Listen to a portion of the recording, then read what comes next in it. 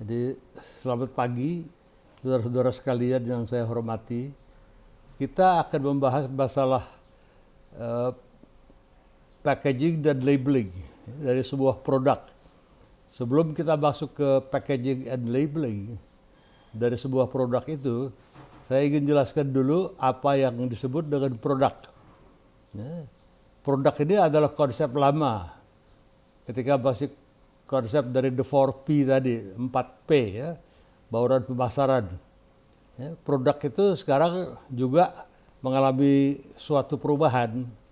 Karena ketika Kotler masih menulis mengenai produk, itu dijelaskan oleh Profesor Kotler, Philip Kotler, bahwa sebenarnya yang disebut dengan produk itu termasuk service, termasuk jasa. Ya, jasa ketika itu kalau dibilang produk itu jasa included, jadi jasa termasuk. Jadi kalau dia tulis produk itu selalu product and services. Itu terjadi ketika 30-40 tahun yang lalu. Sekarang situasinya sudah sangat berbeda. Pada galibnya sekarang ini kita melihat bahwa yang namanya produk itu dibandingkan dengan jasa sudah terbalik-balik. Dulu produk penjualan jauh lebih besar daripada service. Sekarang berubah total. Sekarang penjualan jasa atau intangible goods ya, itu menjadi jauh lebih besar daripada penjualan produk itu sendiri. Ada berbagai alasan kenapa seperti ini terjadi. Pertama-tama kita melihat bahwa produk itu sendiri ya, berbanding dengan jasa agak ketinggalan. Ya, kenapa begitu? Jasa amat sangat cepat berkembang. Apa misalnya jasa itu? Umpamanya katakanlah jasa layanan kesehatan. Kita tahu bahwa sebelum pandemi banyak orang Indonesia yang super kaya, kalau bersin-bersin saja besoknya dia terbang ke Singapura. Apakah ke Mount Elizabeth, ya, apakah ke Siloam Glen Eagles. Nah, dia mencek data kesehatan diri dan sekaligus berobat. Ya, itu layanan jasa kesehatan. Belum lagi jasa penerbangan. Ini saya bicara sebelum pandemi. Setelah pandemi berubah jauh. Ya. Kenapa? Karena orang dulu dengan gampang pergi ke Amerika, ke Eropa, ke Jepang, dan ke bagian lain-lain di dunia. Dan naik pesawat terbang, dia berangkat. Kalau mau ke Schiphol, Amsterdam, paling cepat saya kira pakai KLM itu bisa sekitar 16-18 jam. Dulu sekali ketika saya masih kecil, ya, tahun 47, guru-guru Belanda saya itu meninggalkan Indonesia. Ya, mereka naik, saya kira ketika itu steamboat, ya, kapal laut besar, ya, dan itu waktunya 30 hari. Beberapa teman-teman sekolah saya menerima postcard dari guru-guru kami waktu itu orang Belanda. Dia tulis dalam bahasa Belanda bahwa dia melihat kami sekalian di Kade itu artinya di dekat pelabuhan, ya, di Kade. Makin lama makin kecil sampai akhirnya hilang.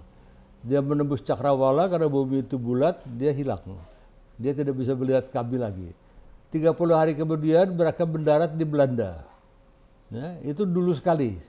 Zaman sekarang orang dengan cepat naik ke KLM, biasanya lewat Singapura, Bangkok, ya, terus pergi langsung ke Schiphol Amsterdam. Saya kira 16-18 jam kemudian sudah tiba. Ya, jadi dengan adanya jasa layanan pesawat terbang ini membuat perusahaan pelayanan menjadi sangat-sangat kekurangan pelanggan. Sehingga akhirnya perusahaan-perusahaan pelayanan juga berubah total.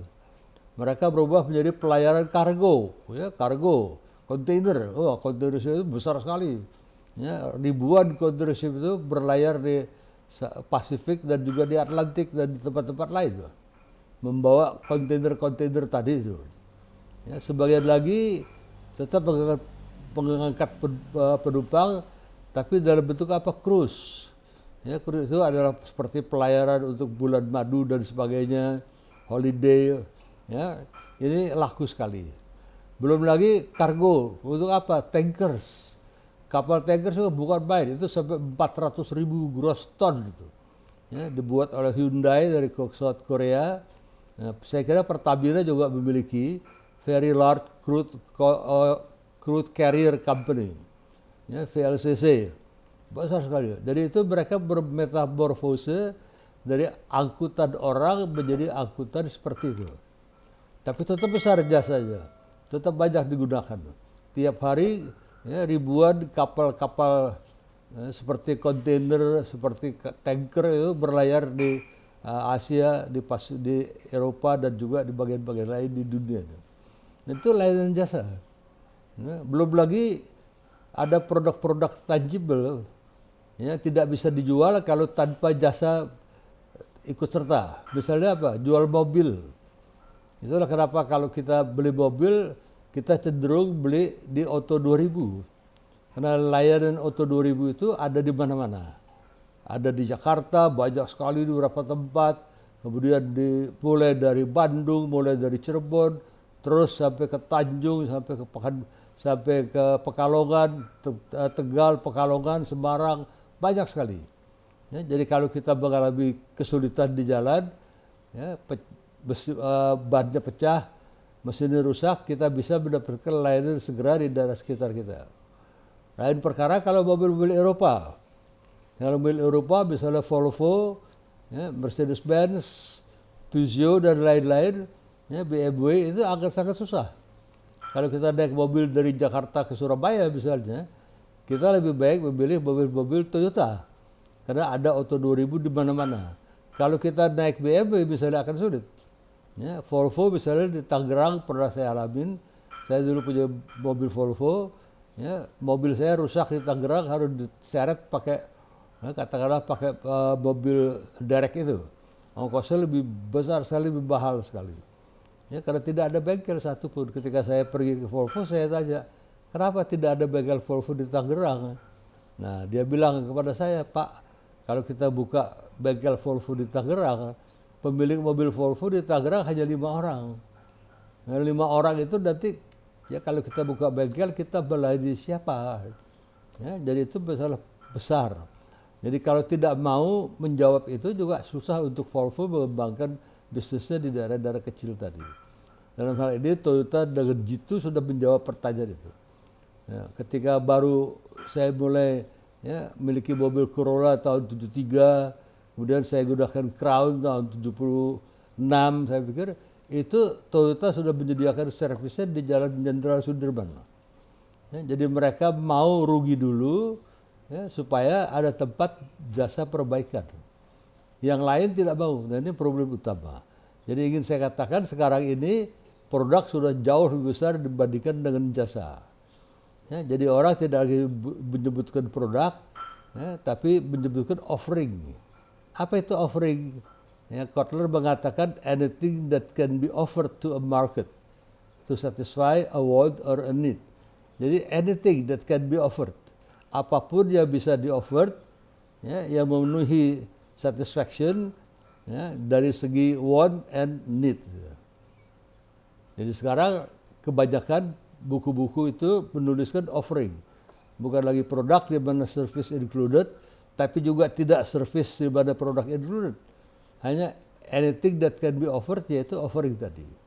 Jadi saya minta perhatian dari saudara-saudara sekalian, sekarang ini orang lebih banyak menggunakan kata offering dibandingkan kata produk.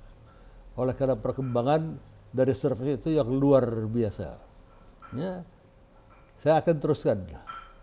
Ya, kalau kita lihat, ya, ada level-level produk, core benefit, basic product. Ya, karena ada core benefitnya apa? Kalau Anda misalnya ke rumah sakit, core benefit itu adalah Anda sakit, ke rumah sakit, terus diobati dokter sembuh.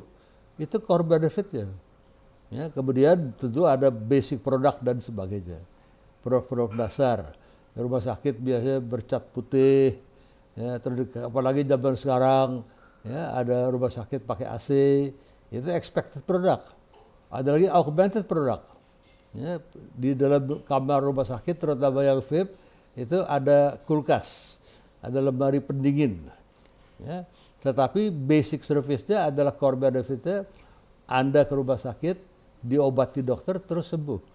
Apakah dokter dan perawat itu pakai baju putih apa tidak bukan urusan.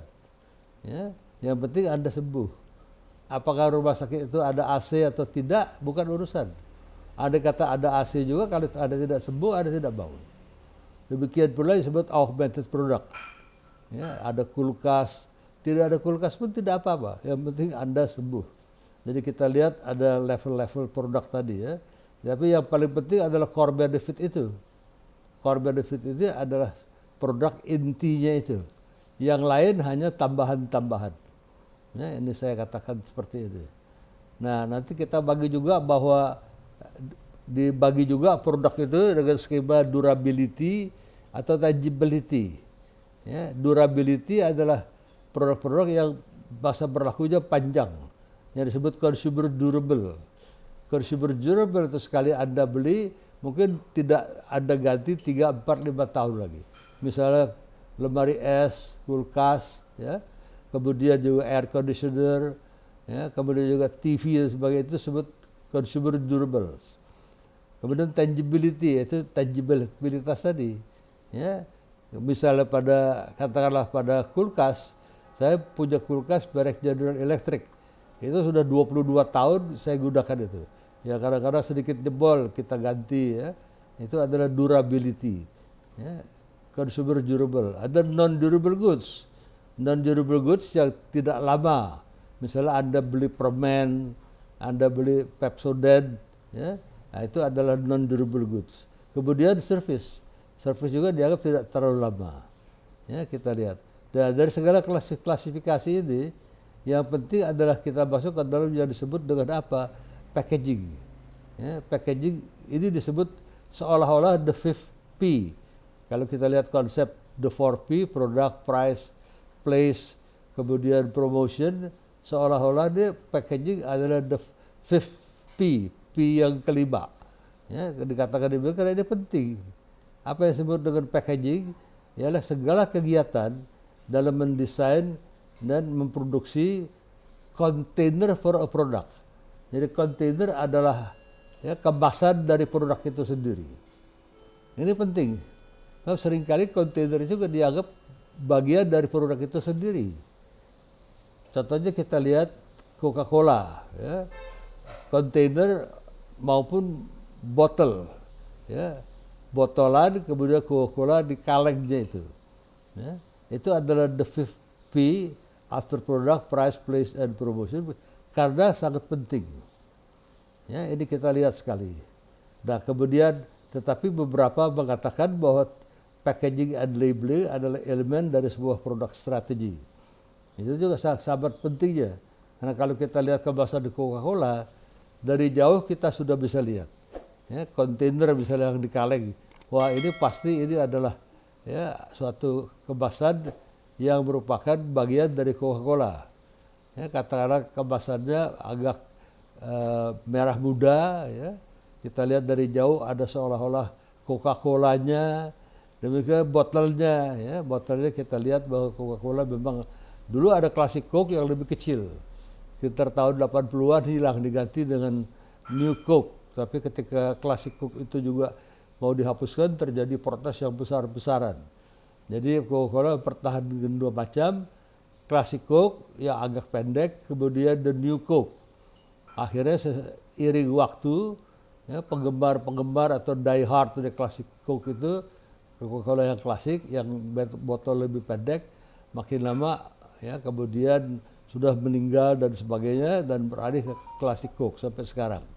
Dari jauh kita tahu bahwa itu adalah packaging dari Coca-Cola itu. Dan itu pun terdaftar. Ini bukan cuma mereknya, ya Coca-Cola bukan. Diregister segala kalengnya dan juga desain dari botolnya itu. Ya, ini adalah yang kita harus akuin. Ini penting. Ya. Packaging bisa dalam bentuk botol, like water cologne, ya, cologne untuk kolonnya itu. Ya. Dulu ada 4711 ya, dalam bentuk water cologne itu kalau kita agak pusing-pusing, ya, kita ambil sedikit, kita cacap-cacap di kepala kita. Ya, itu adalah botol. Kemudian ada cardboard box, ya, ada secondary packaging. Ya, ada yang masukkan dalam suatu box. Dan kemudian ada yang disebut dalam corrugated box. Ya, container shipping 6 dozen bottles in the cardboard box. Jadi kemasan itu mulai dari kemasan besar, ya, kemasan botol diisinya di dalam karton-karton, ya, itu adalah juga packaging. Packaging itu menjadi sangat penting, didesain dengan baik. Itu adalah merupakan pertemuan pertama dengan pihak pembeli. Kalau orang pergi ke supermarket, orang melihat misalnya, wah, apa yang terjadi? Orang melihat di sini adalah misalnya botol parfum, di department store ada botol parfum misalnya. Tentu botol parfum tidak gampang. Ya, tidak boleh dibikin misalnya desainnya seperti botol cuka misalnya, tidak baik. Ya, botol parfum itu begitu bagus, ya, kecil karena mahal. Nah, itu kita lihat dari situ. Seringkali ya, kesan pertama itu timbul dari packaging tadi. Kalau botolnya tidak meyakinkan, orang barangkali tidak begitu percaya bahwa produknya juga bagus. Ya, makanya itu yang paling penting sekali. Terutama pada barang-barang di mana sales service. Kebanyakan di supermarket sales service. Anda ke supermarket hampir tidak ada orang menolong Anda. Anda bawa troli, Anda ambil saja apa Anda lihat, misalnya kata merek B, oh bagus, Anda masukkan. Kemudian Anda lihat lagi barang lain, Anda tertarik, ya, Anda juga sudah tahu dari rumah apa yang cocok, tinggal diambil saja dan dimasukin dalam troli itu. Ya, itu namanya sales service. Maybe the most supermarket items, ya, terbanyak supermarket itu barang-barangnya dijual dalam bentuk sales service basis.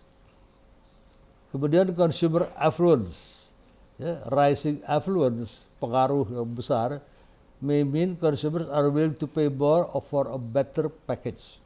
Ya, karena consumer menjadi begitu affluence, ya, menjadi makmur, pemilih jadinya, choosy, dia ingin, ya, bersedia membayar lebih mahal kalau memang kemasannya menarik hati. Nah, itu juga disebut consumer affluence. Ketiga, company and brand image, ya, contribute to instant recognition, like Body Shop. Karena Body Shop itu dikenal showing green nature.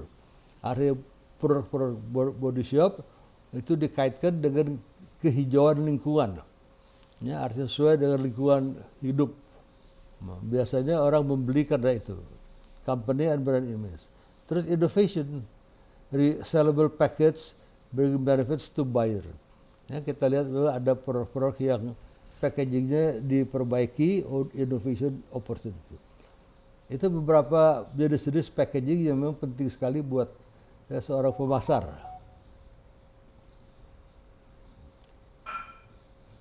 Kita teruskan, kalau kita lihat, ya, tujuan dari packaging itu, kita lihat ada beberapa tujuannya. Ya, identify the brand, untuk mengidentifikasikan brand itu. Salah satu ialah color. Pada Coca-Cola jelas kelihatan colornya. Ya, red, black. Ya, hati-hati, ya, karena di beberapa daerah, ya, different meaning in cultures and market segment. Like red. Kalau bagi orang keturunan Tionghoa, red itu adalah warga keceriaan, ya, warga warna dari kesukahatian. Berbanding terbalik dengan black. Black itu dianggap sebagai warna kematian. Ya, jadi kalau, ya, kenapa begitu saya juga tidak tahu. Kalau kita menjual mobil di Cina, di Tiongkok, kita harus hati-hati. Jangan sampai kita menjual mobil warna hitam. Kenapa? Jangan tanya saya. Nah, ini sudah terjadi dengan sendirinya. Saya melihat bahwa banyak mobil-mobil diplomat, termasuk di Indonesia, termasuk juga Pak Presiden dan Menteri-Menteri, warna mobilnya hitam. Nggak menjadi masalah. Tapi kalau di Tiongkok, hitam adalah the color of death, warna dari kematian. Kita harus sangat hati-hati, ya, di sana. Baliknya merah adalah warna dari keceriaan, gembira. Nah, jadi ini adalah masalah juga harus kita pertimbangkan nanti. Terus, ya, packaging juga mesti berikan descriptive and persuasive information. Kalau kita melihat, kita membaca, ya, pada packaging itu, kalau kita ambil, itu mesti ada descriptive and persuasive information. Deskriptif apa? Menguraikan. Misalnya proteinnya berapa persen, ya, zat gulanya berapa persen, Ya, kemudian juga kita lihat lagi misalnya ada lemak pada susu misalnya. Ya, dan juga ada lagi misalnya kalau kita menggunakan satu warna. Ya, satu warna itu harus food grade. Belum lagi harus dituliskan di situ. Ya, kalau kita misalnya membuat diet coke harus dijelaskan. Ya, biasanya menggunakan apa? Ya, gulanya gula apa yang digunakan? Aspartam atau apa? Kalau aspartam ada kemungkinan bisa mengganggu ginjal, ya, bisa menyebabkan ada satu proses di mana ginjal tidak bisa mengolah, ya, itu nanti mengganggu ginjal. Jadi harus dijelaskan itu. Itu namanya deskriptif. Kemudian persuasif. Persuasif itu mesti asal menghimbau pembeli untuk membeli produk itu. Jadi harus menarik hati. Ya, jadi persuasif supaya dijelaskan bahwa itu dalamnya misalnya pada diet coke gulanya 0. Jadi orang-orang diabetes, kencing manis, diabetes, atau ibu-ibu yang ingin supaya jangan tubuhnya bertambah melar karena merasa kegemukan, obesitas, bersedia membeli diet coke tadi itu. Salah satu contoh. Ya. Terus kemudian facilitate product transportation and protection. Artinya apa? Memfasilitasi. Kalau produk itu ditransport jarak jauh Jakarta Surabaya, jadi produk itu bisa packaging itu melindungi produk di dalamnya. Protection. Sehingga tidak bocor kalau di jalan. Ya, beberapa botol bisa pecah kalau misalnya karton packaging itu tidak bagus. Jadi menurut proteksi dan juga transportation jadi menjadi lebih mudah. Access at home storage juga bisa ditumpuk, bisa disimpan di rumah tanpa harus takut tumpah, tanpa harus takut pecah botolnya. Terus juga berikutnya aid product consumption. Jadi konsumsi untuk produk itu bertambah karena produknya menarik hati. Ya, kita lihat banyak sekali produk-produk yang sekarang ini beredar di pasar, pada perusahaan-perusahaan seperti mineral, itu menjajakan. Artinya dia menggunakan kontainer, tapi kontainer sekali pakai terus buang, galon itu. Dia tidak banyak menggunakan seperti aqua, galonnya bisa diisi ulang, padahal air kemasan, air minum itu lebih mineral, itu habis dipakai bisa dibuang. Jadi dianggap itu lebih higienis. Benar tidaknya itu urusan lain. Tentu kalau dibuang tentu menjadi masalah. Plastik kalau dibuang sembarangan tidak didaur ulang, nanti siapa yang beresin plastik-plastik jadi makin banyak. Tentu ada pro and cons-nya. Nah, kita lihat di sini 8 product consumption. Nah, to achieve this objective, untuk mencapai sasaran-sasaran ini and satisfy consumer desires, marketer mesti melihat unsur dua macam. Estetika and fungsi, functional component of packaging. Jadi pada satu packaging, pertama-tama adalah masalah estetika. Apa itu masalah estetika? Kelihatannya lebih estetis, lebih menarik. Kemudian fungsional komponen, dia boleh menarik, tapi gampang pecah, itu juga tidak bagus. Jadi selain dia menarik, juga tidak mudah pecah, terutama kalau ditransport ke tempat-tempat yang lebih jauh. Jadi dua hal ini yang harus menjadi perhatian ketika mendesain packaging tadi. Ini harus saya sampaikan kepada saudara sekalian. Step-stepnya, artinya apa? Setelah perusahaan mendesain packaging, mesti dites. Harus dilakukan testing. Engineering test. Tes secara engineers, secara teknis, untuk memastikan bahwa the packaging stand up under normal condition. Secara kondisi normal, dia bisa bertahan. Artinya tidak ada leakage, tidak ada kebocoran. Bisa bertahan terhadap pressure. Tertekan karena ditumpuk, itu bisa bertahan. Dan juga good for shipment.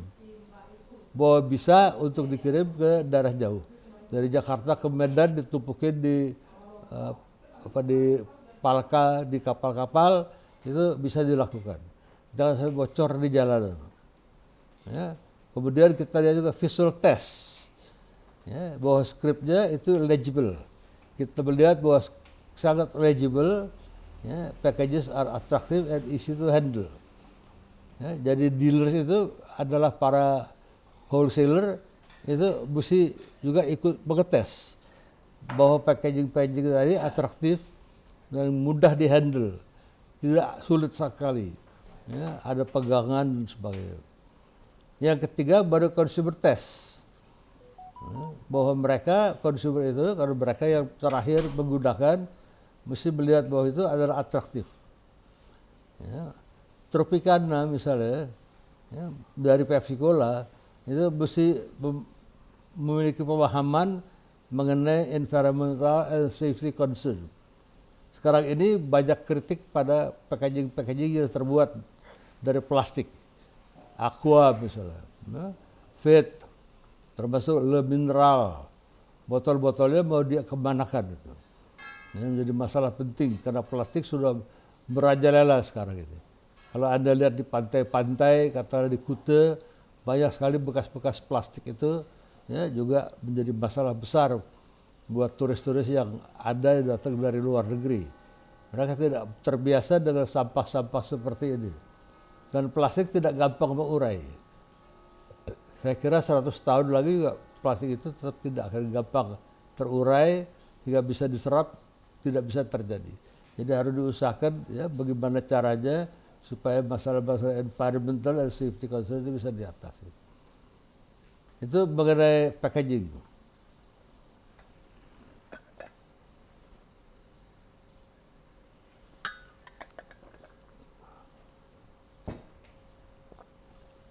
Kedua, kita melihat mengenai labeling.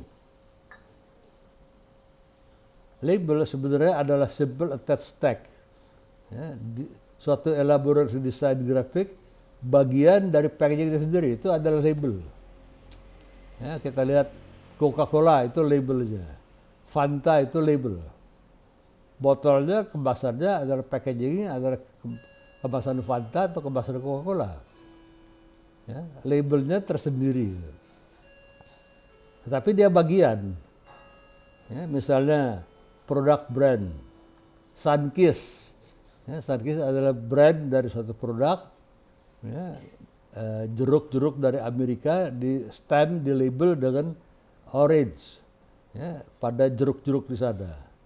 Atau grading, pertama identifikasi, kedua grading, banana grades A, B, C, kalau A bagus, B masih lumayan, C udah kurang bagus. Jadi ada grading A, B, C dan sebagainya. Ketiga, describe, menjelaskan siapa yang buat, siapa produsennya, kapan, di mana, kapan dilakukan, tanggal berapa, atau kapan expiry date-nya. Pada produk susu mesti ada itu. Ya. What it contains, apa isinya, how to use it safely, ya, safely, bagaimana cara penggunaannya supaya aman. Ini merupakan description. Jadi siapa pembuatnya, kemudian kapan, kemudian di mana, ya, apa isinya, apa kontennya itu, bagaimana menggunakannya dengan aman dan supaya juga dengan safe. Nah, yang lainnya adalah promotes the product through attractive graphics. Ya, mungkin bagus, ya, bagus dilihat secara grafik itu. Didesain menarik.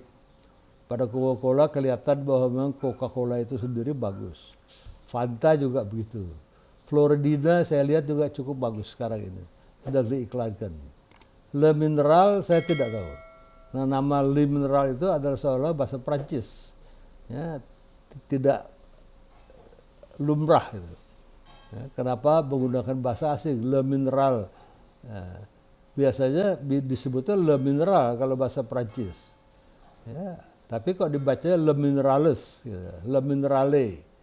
Ya, jadi agak kisruh kadang-kadang.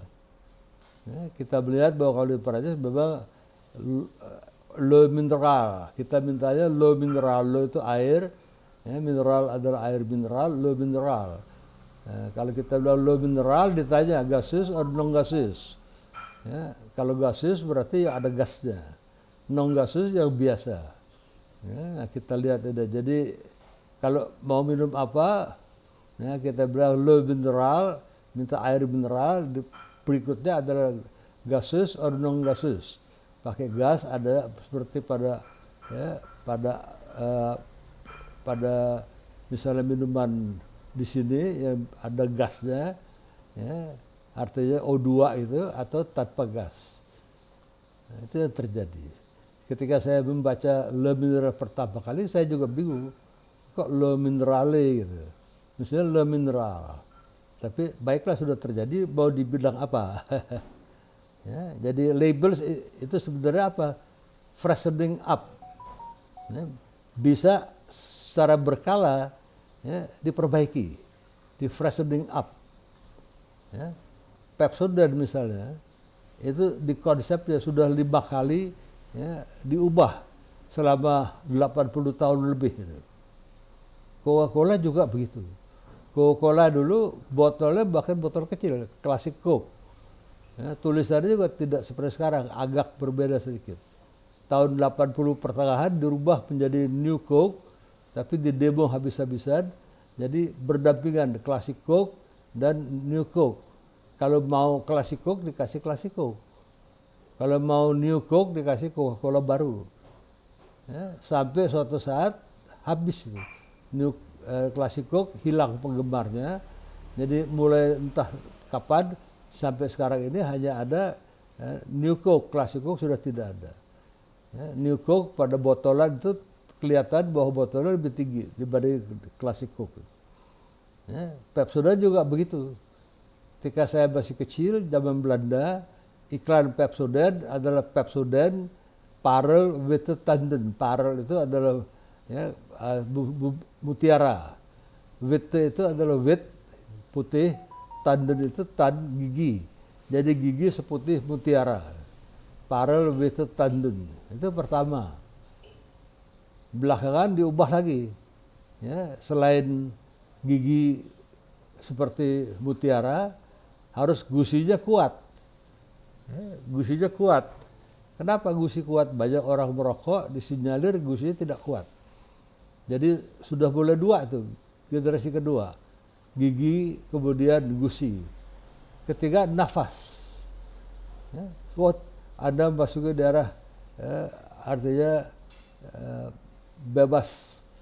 Ya, coba dilihat, ya, giginya putih, bagus. Gusinya juga sehat. Coba napas, napasnya bersih, adem. Jadi selain gigi, kemudian gusi juga napas. Sekarang sudah generasi kelima. Sekarang keluar Pepsodent yang seperti Sensodyne, ya, bagi gigi yang ternyata kurang bagus, ya, karena barangkali sudah ada retak-retak emailnya, ya, ketika minum es krim katanya berlutut-lutut sakit, ya, makanya kalau ada produk namanya Sensodyne, sekarang Pepsodent keluarkan juga produk yang sama dengan Sensodyne itu. Ya, untuk gigi-gigi yang memang sudah retak-retak, gigi orang tua. Ya, jadi sudah naik, ya, 5 unsur itu yang berubah-berubah terus. Itu dalam rangka apa? Memperpanjang produk life cycle. Life cycle pertama sudah menurun, yaitu masa gigi melulu, udah putih. Sekarang gusi. Nah, gusi bertahan berapa tahun. Nah, terus napas. Ya, napas. Napas juga bagus. Ya, kemudian yang keempat dan sampai sekarang yang kelima. Itu dilihat, misalnya ada yang emailnya retak-retak, ya, sehingga kalau minum es krim itu terasa nyut. Jadi ada 2 produk yang beredar, Sensodyne 1, itu bukan Unilever, tapi terus Unilever ikut-ikutan bikin untuk produk-produk gigi yang sensitif. Sama dengan Coca-Cola. Ya, Coca-Cola juga harus refreshing tiap kali, ya, label itu di fresh up. Ya, kita melihat, ya, karena memang kalau kita bicara label itu sudah panjang usianya, ya, packaging itu. Misalnya tahun 1914 ada Federal Trade Commission Act, ya, di situ ditulis bahwa kalau false ya, palsu, keliru, misleading, atau artinya salah, ya, mengarahkan, atau deceptive, menipu, labels or packaging, ya, menimbulkan unfair competition. Jadi kita tidak boleh tulis tahu-tahu di dalamnya, misalnya katakanlah produk kita produk diet, padahal tidak, tetap punya gula tinggi, nah itu menipu. The Fair Packaging and Labeling Act tahun 67 juga ada undang-undang, ya, Fair Packaging and Labeling, ya, mandatory labeling requirement. Mandatory artinya wajib sekarang ini, labeling requirement. Ya, encourage voluntary industry packaging standard. Jadi sesuai apa yang disebut dalam packagingnya harus benar. Nah, tidak boleh main-main, tidak boleh membohongi. Dan juga menyebabkan federal agency to set up packaging regulation in specific industry. Ya, jadi kita lihat tuh, ya, itu adalah Federal Trade Commission Act. Ada lagi badan federal yang lain, misalnya Food and Drug Administration, FDA, itu powerful sekali tuh. Ya, requested processed food producer to include nutritional labeling clearly states. Ya, ada kewajiban untuk menulis nutritional labeling di dalam produk mereka, itu berisi nutrisi, kandungan nutrisinya, jelas-jelas berapa protein, jelas-jelas berapa fat contentnya, carbohydrates, kalori, ya, dalam satu produk, vitamin and mineral as a percentage of the recommended daily allowance. Ya, nggak boleh hanya tulis light, high fibers atau low fat, tidak boleh. Ya, kalau light, berapa light? Perokok kan light, nggak boleh itu. Ya, light itu harus karbon, berapa banyak karbonnya. High fibers, berapa high fibers itu. Ya, jadi jangan sembarangan tulis high fibers. Kemudian low fat, ya, bagaimana berapa banyak fatnya itu harus jelas ditulis. Itu ada kewajiban pada FDA itu. FDA adalah satu lembaga yang mengatur sebuah makanan, minuman, obat-obatan, kosmetik, apapun yang beredar di Amerika Serikat. Jadi seperti badan POM di sini. Mereka lebih ketat lagi karena mereka bisa meneliti sendiri, mereka punya dana, mereka punya ahli-ahli. Jadi kalau mereka perlu, mereka tes sendiri. Ya, jadi hati-hati kalau FDA. Saya sendiri dalam beberapa kesempatan ketika saya masih aktif sebagai eksportir dulu, itu harus ada ketetapan harus lulus FDA. Ya, barang-barang packaging kita itu yang dibuat di Dieng maupun di Belambangan dan sebagainya. Untuk ikan tuna maupun untuk vegetables yang kita buat di Dieng. Nah, kalau tidak lulus FDA, kita tidak bisa dapatkan hasil apa-apa. Ya, jadi kita harus hati-hati sekali, ini menjadi masalah yang penting buat kita. Kalau ada pertanyaan, saya kira ya, silakan saja. Ya, kalau tidak, ya ini adalah akhir dari packaging and labeling kita. Terima kasih banyak. Ya, selamat pagi. Kita akan ketemu lagi pada sesi berikutnya, ya, mengenai branding. Sekarang belum, baru 2 topik dulu, yaitu packaging and labeling. Selamat siang, saudara-saudara sekalian yang saya hormati.